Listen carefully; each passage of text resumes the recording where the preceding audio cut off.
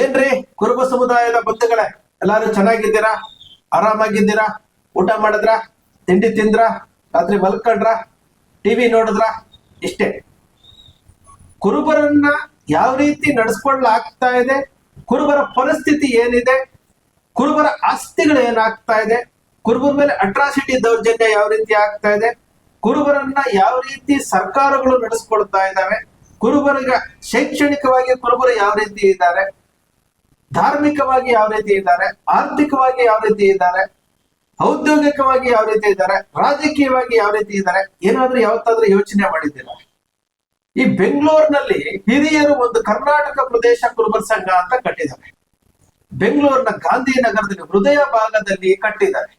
ಆ ಸಂಘ ಹಿರಿಯರು ಕಟ್ಟಿದ ಉದ್ದೇಶ ಏನಪ್ಪಾ ಅಂದ್ರೆ, ಕುರುಬ ಸಮುದಾಯದ ಶೈಕ್ಷಣಿಕ ಮತ್ತು ಆರ್ಥಿಕ, ಔದ್ಯೋಗಿಕ, ರಾಜಕೀಯವಾಗಿ ಬೆಳೆಯೋದಕ್ಕೆ ಇಲ್ಲೊಂದು ಸಂಘ ಕಟ್ಟಿದ್ದೀವಿ, ಈ ಸಂಘದ ಮೂಲಕ ಅನುಕೂಲ ಆಗ್ಲಿ ಅಂತ. ಏನಾದ್ರೂ ಅದರಿಂದ ಒಳ್ಳೆಯ ಪಾಸಿಟಿವ್ ಆಗಿರುವಂತಹ ವಿಚಾರಗಳೇನಾದ್ರೂ ಹೊರಗಡೆ ಬರ್ತಾ ಇದೆಯಾ? ನೋಡಿ, ಹಿಂದುಳಿದ ವರ್ಗದ ಆಯೋಗದವರು, ಕರ್ನಾಟಕ ರಾಜ್ಯ ಹಿಂದುಳಿದ ವರ್ಗದ ಆಯೋಗದವರು ಒಂದು ಪ್ರಕಟಣೆ ಹೊರಡಿಸ್ತಾರೆ. 8ನೇ ತಾರೀಕು ಒಂದು ಪ್ರಕಟಣೆ ಹೊರಡಿಸ್ತಾರೆ. ಏನಪ್ಪಾ ಅಂದ್ರೆ, ಸಾಮಾಜಿಕ ಶೈಕ್ಷಣಿಕ ಸಮೀಕ್ಷೆ ಕಾರ್ಯ ಮುಗಿದಿದೆ. ಸಂಘ ಸಂಸ್ಥೆಗಳು ನಿಮ್ಮ ನಿಮ್ಮ ಜಾತಿಯ ಬಗ್ಗೆ, ಪ್ರಾಚೀನತೆ ಇರ್ಬೋದು, ಸಂಸ್ಕೃತಿ ಇರ್ಬೋದು, ಆಚಾರ ವಿಚಾರ ಇರ್ಬೋದು, ಈ ಮದುವೆ, ನಾಮಕರಣ, ಮುಂಜಿ ನಮ್ಮಲ್ಲಿ ಬರಲ್ಲ, ನಾಮಕರಣ ಮತ್ತೆ ಮರಣ ಹೊಂದಿದ ನಂತರ ಯಾವ ರೀತಿ ಆಚರಣೆಗಳನ್ನ ಮಾಡ್ತೀರಿ, ಅದಾದ ನಂತರ ಶೈಕ್ಷಣಿಕವಾಗಿ ಈ ಸಮುದಾಯ ಯಾವ ರೀತಿ ಇದೆ, ಇಂಜಿನಿಯರಿಂಗ್ ಕಾಲೇಜು, ಮೆಡಿಕಲ್ ಕಾಲೇಜು, ವೃತ್ತಿಪರ ಶಿಕ್ಷಣ ಕೋರ್ಸ್ಗಳಿದಾವ, ರಾಜಕೀಯವಾಗಿ ಮತ್ತು ಸಾಮಾಜಿಕವಾಗಿ ಎಷ್ಟು ಮುಂದುವರೆದಿದೆ, ಈ ಸಮುದಾಯದಲ್ಲಿರುವಂತಹ ಸಮಸ್ಯೆಗಳೇನು, ಇದ್ರ ಎಲ್ಲದನ್ನು ಒಂದು 8 ಪಾಯಿಂಟ್ ಹಾಕಿ ಪತ್ರಿಕೆಯಲ್ಲಿ ಪ್ರಕಟಣೆ ಕೊಟ್ಟು, ಈ ಪತ್ರಿಕೆ ಪ್ರಕಟಣೆ ಮೂಲಕ ಸಂಘ ಸಂಸ್ಥೆಗಳು ಇಲ್ಲಿ 15 ಮತ್ತು 16ನೇ ತಾರೀಕು 2 ದಿನ ಟೈಮ್ ಇರುತ್ತೆ, ಇಲ್ಲಿ ಬಂದು ನೀವು ಆ ವಿಚಾರವನ್ನ ಮಂಡಿಸಬಹುದು. ಲಿಖಿತ ರೂಪದಲ್ಲಿ ಕೊಡಬೇಕು, ಮತ್ತೆ ಮಂಡಿಸೋದಕ್ಕೆ ನಿಮ್ಗೊಂದು ಅವಕಾಶ ಇರುತ್ತೆ, 1-2 ನಿಮಿಷ 3 ನಿಮಿಷ ಅಂತ ಹೇಳ್ತಾರೆ. ಇದು ಪ್ರಿಂಟೆಡ್ ಆಗಿರುವಂತದ್ದು. ನಮ್ಮ ಕರ್ನಾಟಕ ಪ್ರದೇಶ ಕುರುಬರ ಸಂಘ ಹಿರಿಯರು ಮಾಡಿಕೊಟ್ಟಿದ್ದಾರಲ್ಲ, ರೆವಿನ್ಯೂ ಬರ್ತಾ ಇದೆಯಲ್ಲ, 20 ರಿಂದ 25 ಲಕ್ಷ ರೂಪಾಯಿ ಬಾಡಿಗೆ ಬರ್ತಾ ಇದೆ ತಿಂಗಳ. ಯಾವ ಕುರುಬರಿಗೂ ಹೇಳಿಲ್ಲ. ಕುರುಬರ ಹಣವನ್ನ ಸಿಕ್ಕಾಪಟ್ಟೆ ಬಳಸ್ಕೊಳ್ತಾ ಇದ್ದಾರೆ. ಯಾರಿಗೂ ಗೊತ್ತಿಲ್ಲ, ಯಾರು ಕೇಳೋಷ್ಟು ಧೈರ್ಯನೂ ಇಲ್ಲ, ಶಕ್ತಿನೂ ಇಲ್ಲ. ಅಂತಹ ಒಂದು ಕರ್ನಾಟಕ ಪ್ರದೇಶ ಕುರುಬರ ಸಂಘ ಹಿಂದುಳಿದ ವರ್ಗದ ಆಯೋಗದ ಮುಂದೆ ಹೋಗಿ, ಮಾಜಿ ಅಧ್ಯಕ್ಷರಾಗಿದ್ರು ಸಹ, ಮಾಜಿ ಕಾರ್ಯದರ್ಶಿ ಆಗಿದ್ರು, ಮಾಜಿ ಖಜಾಂಚಿಗಳಾಗಿದ್ರು, ಮಾಜಿ ಡೈರೆಕ್ಟರ್ಗಳಾಗಿದ್ರು ಸಹ, ನಾವಿನ್ನು ಅಧ್ಯಕ್ಷರು ಅಂತೇಳಿ, ಈಗ ನಾಳೆಗೆ ಕರೆಕ್ಟ್ ಆಗಿ 1 ವರ್ಷ ಮುಗಿಯುತ್ತೆ ಇವರ ಅವಧಿ ಮುಗಿದು. ಅದೂ ಸಹ ಮಾಡ್ತಾ ಇದ್ರೆ. ಬಿಲ್ಡಿಂಗ್ ಕಟ್ಟೋದಕ್ಕೆ ಮಾತ್ರ ಸಭೆಗಳನ್ನ ಸೇರ್ತಾರೆ. ಬಿಲ್ಡಿಂಗ್ ಕಟ್ಟೋದಕ್ಕೆ ಮಾತ್ರ ಯಾವ ರೀತಿ ಬಿಲ್ಡಿಂಗ್ ಕಟ್ಟಬೇಕು, ಏನ್ ಮಾಡ್ಬೇಕು ಅಂತೇಳಿ ಮುಖ್ಯಮಂತ್ರಿಗಳ ಕರ್ಕೊಂಡ್ ಬರ್ತಾರೆ, ನಗರಾಭಿವೃದ್ಧಿ ಸಚಿವರು ಕರ್ಕೊಂಡ್ ಬರ್ತಾರೆ. ಗುದ್ದಲಿ ಪೂಜೆಗೆ ವೇದಿಕೆ ಮಾಡಿ ಎಲ್ಲಾ ಸಮಾಜದ ಮುಂದೆ ಕುರುಬರನ್ನ ಹಾಡಿ ಹೊಗಳಬೇಕಾಗಿರುವಂತದ್ದು, ಕುರುಬರನ್ನ ತೆಗಳುವಂತಹ ಕೆಲಸ ಮಾಡ್ತಾರೆ. ಏನಾದ್ರೂ ಕರ್ನಾಟಕ ಪ್ರದೇಶ ಕುರುಬರ ಸಂಘರು ಹಿಂದುಳಿದ ವರ್ಗದ ಆಯೋಗಕ್ಕೆ ಹೋಗಿ ಒಂದು ವರದಿಯನ್ನು ಏನಾದ್ರೂ ಕೊಟ್ಟಿದಾರ? ಕುರುಬರ ಆಚಾರ ವಿಚಾರ ಇರ್ಬೋದು, ಕುರುಬರ ಸಾಂಸ್ಕೃತಿಕ ವಿಚಾರ ಆಗಿರ್ಬೋದು, ಕುರುಬರ ಶೈಕ್ಷಣಿಕ ವಿಚಾರ ಆಗಿರ್ಬೋದು, ಶೈಕ್ಷಣಿಕ ಉನ್ನತಿ ಇರ್ಬೋದು, ರಾಜಕೀಯ ಉನ್ನತಿ ಇರ್ಬೋದು, ಏನಾದ್ರೂ ಕೊಟ್ಟಿದಾರ? ಖಂಡಿತ ಕೊಟ್ಟಿರ್ಲಿಕ್ಕೆ ಸಾಧ್ಯ ಇಲ್ಲ. ಕೊಟ್ಟಿದ್ರೆ ಈಗಾಗ್ಲೇ ಅವರು ಸೋಷಿಯಲ್ ಮೀಡಿಯಾದಲ್ಲಿ ಹೇಳ್ಬೇಕಾಗಿತ್ತು, ಕೊಟ್ಟಿರ್ಲಿಕ್ಕೆ ಸಾಧ್ಯನೇ ಇಲ್ಲ. ಇದು ನಾವು ಯಾಕೆ ಈ ಸಮುದಾಯ ಹಿಂದೆಂದಕ್ಕೆ ಹೋಗ್ತಾ ಇದೆ? ನಾನು ಮೊನ್ನೆ ದಿವಸ ನಾವು ಹೋಗಿದ್ವಿ, 16ನೇ ತಾರೀಕು ಹಾಲುಮತ ಮಹಾಸಭಾದವರು ರಾಜ್ಯಾಧ್ಯಕ್ಷರಾದ ರುದ್ರಣ್ಣ ಗುಡ್ಗುಳಿ ಅವರು ಇದ್ರ ಬಗ್ಗೆ ಚರ್ಚೆ ಮಾಡಿದ್ರು. ಈ ತರ ಬಂದಿದೆ, ಇದನ್ನೇನಾದ್ರೂ ಮಾಡ್ಬೇಕು ಅಂತ. ನಾನು ಸಹ ಅದ್ರ ಬಗ್ಗೆ ಎಲ್ಲ ಕಲೆಕ್ಟ್ ಮಾಡ್ಕೊಂಡು, ನಮ್ಮ ಸಾಹಿತಿಗಳ ಹತ್ರ ಎಲ್ಲಾನು ವಿಚಾರಗಳನ್ನ ತಿಳ್ಕೊಂಡು, ನಮ್ಮ ಹತ್ರ ಇರುವಂತಹ ದಾಖಲೆಗಳನ್ನೆಲ್ಲ ತೆಗೆದುಕೊಂಡು 10 ಪುಟಗಳ ದಾಖಲೆ ಹಾಲುಮತ ಮಹಾಸಭಾ ಲೆಟರ್ ನಲ್ಲಿ ರಾಜ್ಯಾಧ್ಯಕ್ಷರ ಅವರ ಆದೇಶದ ಮೇರೆಗೆ ಬೆಂಗಳೂರಿನ ಪದಾಧಿಕಾರಿಗಳ ಜೊತೆ ಸೇರ್ಕೊಂಡು ಆ 10 ಪುಟಗಳನ್ನ ಮಾಡ್ಕೊಂಡು, ಪದಾಧಿಕಾರಿಗಳ ಸಹಿ ತೆಗೆದುಕೊಂಡು ಆಯೋಗಕ್ಕೆ ಮುಂಚಿತವಾಗಿ ಅಪಾಯಿಂಟ್ಮೆಂಟ್ ತಗೊಂಡ್ವಿ. 15ನೇ ತಾರೀಕು ಮುಂಚಿತವಾಗಿ ಅಪಾಯಿಂಟ್ಮೆಂಟ್ ತಗೊಂಡು, ಈ ತರ ಹಾಲುಮತ ಮಹಾಸಭಾದಿಂದ ನಾವು ವರದಿಯನ್ನ ಕೊಡ್ತಾ ಇದೀವಿ ಅಂದಾಗ ಅವರು ಅವಕಾಶ ಕೊಟ್ಟರು. ವರದಿಯನ್ನ ಕೊಟ್ಟು ಆ ಅವಧಿನಲ್ಲಿ ಒಂದು ಪತ್ರಕರ್ತನಾಗಿ, ಸಮುದಾಯದ ಕನಕಾಟಿನಿ ಕುರುಬರ ಬಾಂಧವ್ಯ ಪತ್ರಿಕೆಯ ಸಂಪಾದಕನಾಗಿ ಮಾತನಾಡ್ಲಿಕ್ಕೆ ನನಗೊಂದು 5 ನಿಮಿಷ ಅವಕಾಶ ಕೊಟ್ಟರು. 11.5 ನಿಮಿಷ ನಾನು ಮಾತಾಡಿದೆ.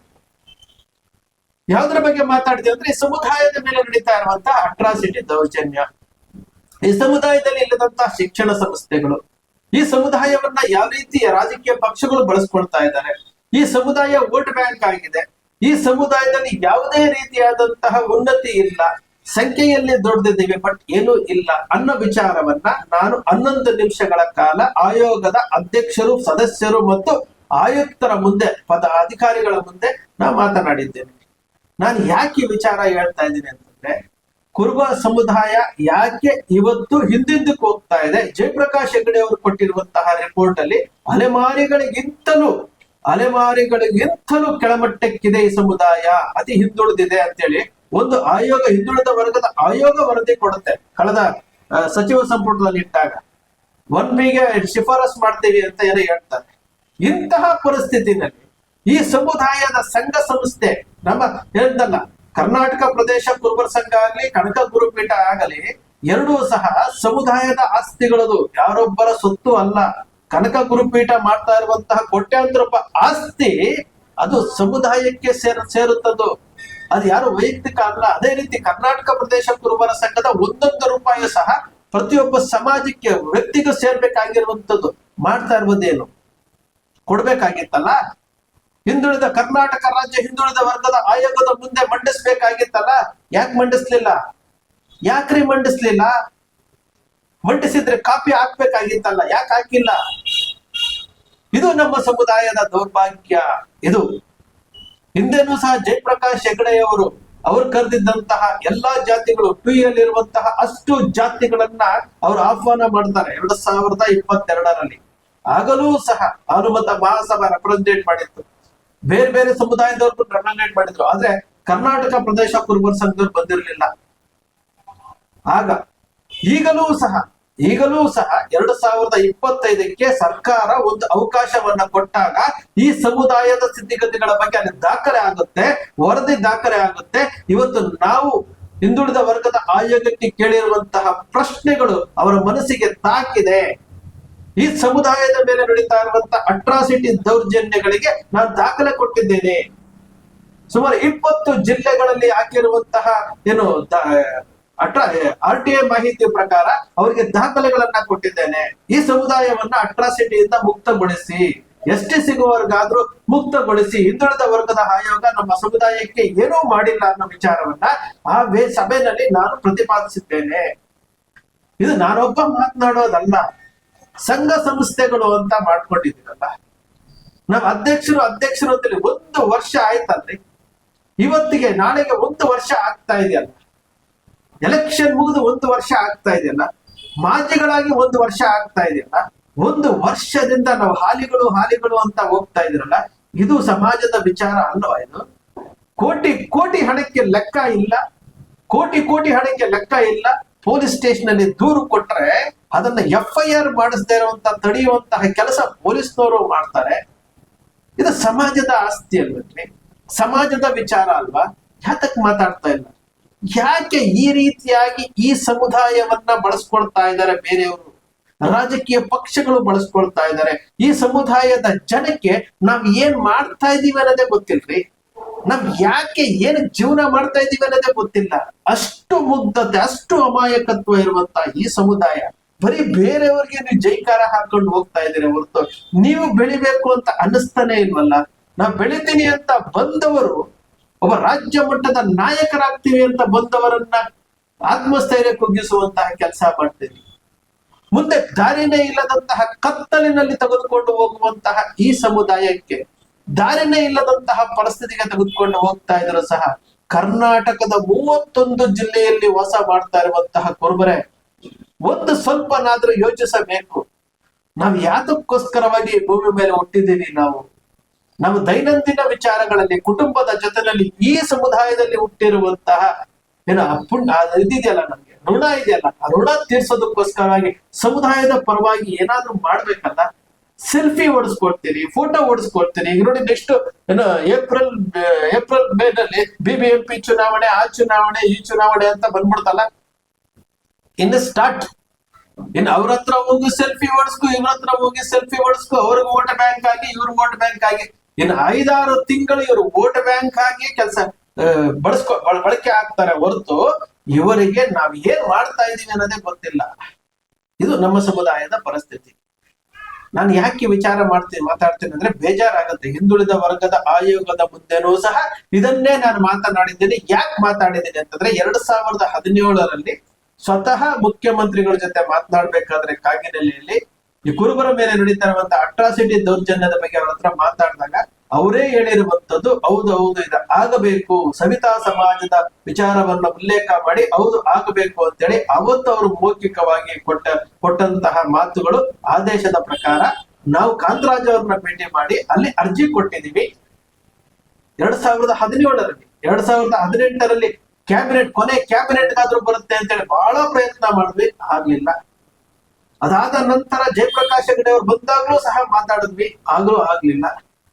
ರೀಸೆಂಟ್ ಆಗಿ ಈ ಸರ್ಕಾರ ಬಂದಾಗ್ಲೂ ಸಹ ಆ ಅರ್ಜಿಯನ್ನ ತೆಗೆದುಕೊಂಡು ಕುರುಬರ ಅಭಿವೃದ್ಧಿ ನಿಗಮ ಈ ಅರ್ಜಿ, ಕುರಿಗಾರರ ಸಂರಕ್ಷಣಾ ಕಾಯ್ದೆ, ಸಂಗೊಳ್ಳಿ ರಾಯಣ್ಣನವರ ಭಾವಚಿತ್ರ ಎಲ್ಲವನ್ನ ತೆಗೆದುಕೊಂಡು ಹೋಗಿ ಅಲ್ಲಿ ಅದನ್ನ ಪ್ರಸ್ತಾಪ ಮಾಡಿದಾಗ ಅವಕಾಶ ಸಿಗ್ಲಿಲ್ಲ.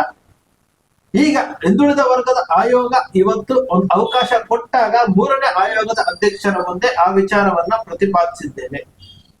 ಈ ವಿಚಾರವನ್ನ ನಾವು ಮನವರಿಕೆ ಮಾಡ್ಕೊಳ್ಬೇಕು. ನಮಗೆ ನಾವೇ ಮನವರಿಕೆ ಮಾಡಿಕೊಂಡು ನಾವು ಪ್ರಶ್ನೆ ಕೇಳುವಂತದಕ್ಕೆ ಸಿದ್ಧತೆ ಆಗ್ಬೇಕು. ನೀವೇ ಕೇಳ್ಕೊಳ್ಳಿ, ನಾನು ಮಾತನಾಡ್ತಾ ಇರುವಂತಹ ವಿಚಾರದಲ್ಲಿ ಏನಾದ್ರೂ ಸೃಷ್ಟಿ ಇದೆಯಾ, ಕಲ್ಪನೆ ಇದೆಯಾ? ಯಾವುದೇ ವಿಚಾರ ಆಗ್ಲಿ, ನಿಮ್ಮ ಕನಕ ಟಿವಿ ಆಗ್ಲಿ, ಕುರುಬರ ಬಾಂಧವ್ಯದಾಗ್ಲಾಗ್ಲಿ, ನಾವು ಮಾತಾಡ್ಬೇಕಾದ್ರೆ ಏನಾದ್ರು ಸೃಷ್ಟಿ ಮಾಡ್ತಾ ಇದೀವ, ಕಲ್ಪನೆ ಮಾಡ್ತಾ ಇದೀವ, ಸುಳ್ಳು ಹೇಳ್ತಾ ಇದೀವ? ಇರುವಂತಹ ದಾಖಲೆಗಳು, ಮಾಹಿತಿಗಳನ್ನ ಇಟ್ಕೊಂಡು ನಿಮ್ ಮುಂದೆ ಹೇಳ್ತಾ ಇದೀವಿ. ಅದನ್ನ ಕ್ರಾಸ್ ಚೆಕ್ ಮಾಡ್ಕೊಂಡಾದ್ರೂ ಹೌದು ಇವ್ರು ಹೇಳ್ತಾ ಇರೋದು ಸರಿ ತಪ್ಪ ಅಂತ ಹೇಳ್ಕೊಂಡು ಮಾತಾಡ್ಬೇಕಲ್ಲ. ಮಾತಾಡಿ ಸ್ವಾಮಿ. ನೀವು ಎಲ್ಲಿವರೆಗೂ ಮಾತಾಡೋದಿಲ್ಲೋ ಅಲ್ಲಿವರೆಗೂ ಈ ಸಮುದಾಯ ಹಿಂದಕ್ಕೆ ಹೋಗ್ತಾ ಇರುತ್ತೆ ಹೊರತು ಮುಂದಕ್ಕೆ ಬರೋದಿಲ್ಲ. ಇತಿಹಾಸ ಪುರುಷರು ಎಂತೆಂತಹ ಇತಿಹಾಸ ಪುರುಷರ್ರಿ. ಸಂಗೊಳ್ಳಿ ರಾಯಣ್ಣನಿಗಿಂತ ಹೋರಾಟಗಾರ, ಹಕ್ಕ ಬುಕ್ಕರ್ಗಿಂತ ಹೋರಾಟಗಾರ, ಚಂದ್ರಗುಪ್ತ ಮೌರ್ಯ, ಅಹಲ್ಯಾಬಾಯಿ ಹೋಳ್ಕರ್, ಎಂತೆಂತಹ ಶೂರ ಹುಟ್ಟಿರುವಂತಹ ಈ ಸಮುದಾಯದಲ್ಲಿ ನಾವು ಪ್ರಶ್ನೆ ಮಾಡಕ್ ಆಗದೆ ಇರುವಂತಹ ನಿಸ್ಸಹಾಯಕರಾಗಿ ನಿಶಕ್ತರಾಗಿದ್ದೀವಿ ಅಂತಂದ್ರೆ ನಮ್ಗೆ ಬೇಸರ ಆಗುತ್ತೆ. ಪ್ರಶ್ನೆ ಕೇಳಿ.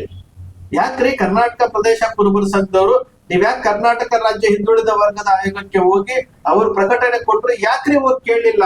ನೀವು ಮಾಜಿಗಳಾಗಿ ಬಿಲ್ಡಿಂಗ್ ಕಟ್ಟೋದಕ್ಕೆ ಎಷ್ಟು ಫ್ಲೋರ್ ಆಗ್ಬೇಕು ಅಂತೇಳಿ ಸಮಾಜಕ್ಕೆ ತಿಳಿಸದೆ ಕುದ್ಲಿ ಪೂಜೆ ಮಾಡಿ ಇಷ್ಟೆಲ್ಲ ಹಣ ಮಾಡ್ತಾ ಇದೀರಲ್ಲ, ಯಾತಕ್ರಿ ತಿಳಿಸ್ತಿಲ್ಲ ಅಂತ ಕೇಳುವಷ್ಟು ಹಕ್ಕಿಲ್ವಾ ನಿಮ್ಗೆ?